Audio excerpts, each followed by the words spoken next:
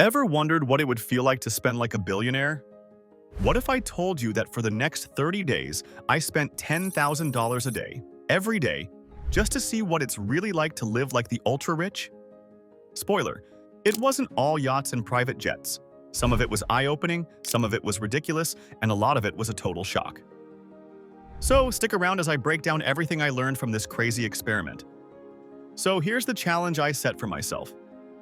I'm going to spend $10,000 every single day for a month. I'll be diving into everything from luxury shopping, fine dining, and unique experiences to investing in opportunities and some of the most extravagant purchases I could imagine. The goal here wasn't just to burn money. It was to explore how the wealthy manage their money, what they prioritize, and what really brings value to their lives. Not everything is as glamorous as it seems. For the first day, I decided to dive straight into the world of high-end fashion. The moment I stepped into a luxury store with no budget limitations, I realized just how quickly $10,000 could disappear.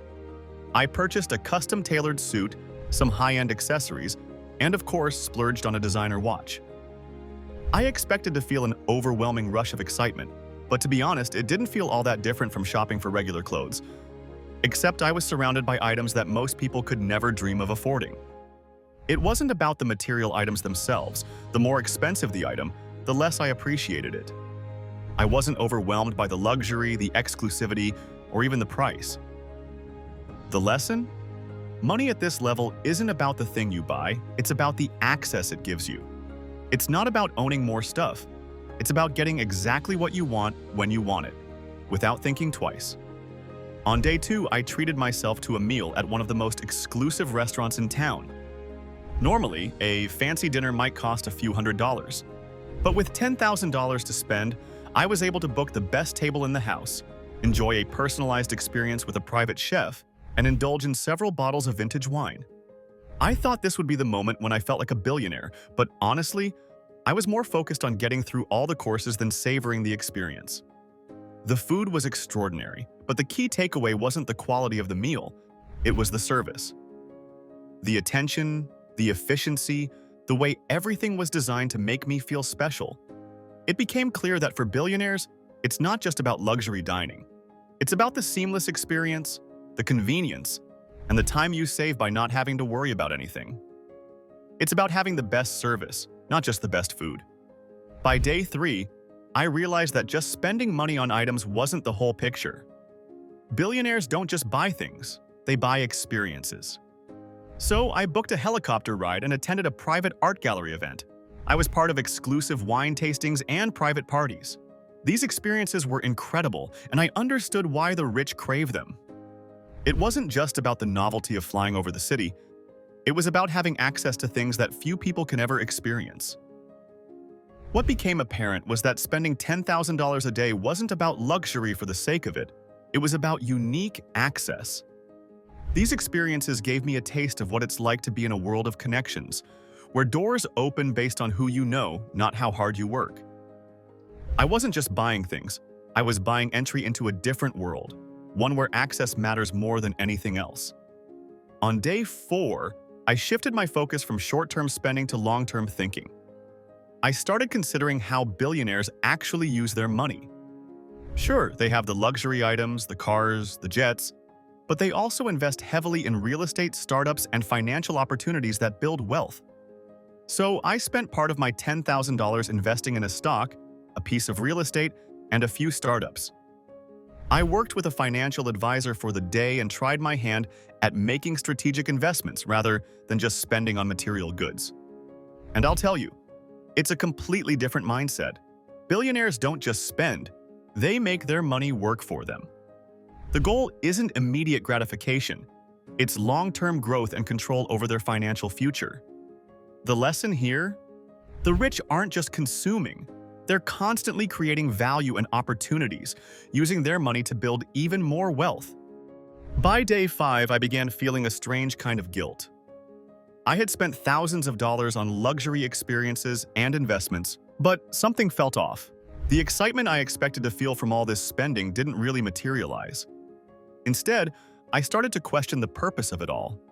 Sure, it was fun to fly in a private jet and dine at a 5-star restaurant, But was I actually enjoying the experience or just checking off a box? What I realized is that spending money like a billionaire doesn't necessarily bring happiness. It doesn't fill the void in the way I thought it would. It became clear that for many billionaires, there's a constant need to accumulate more, achieve more, be seen more. But in doing so, they often miss out on appreciating what's truly valuable, the personal satisfaction of what they already have. This experiment taught me that while money can provide access and convenience, it doesn't automatically guarantee fulfillment. I had spent a lot on myself, but by day 6, I decided to turn things around. Instead of continuing my spree of self-indulgence, I gave part of the $10,000 to a local charity and funded a community project. I volunteered at a shelter, helped with local businesses, and donated to causes I deeply care about.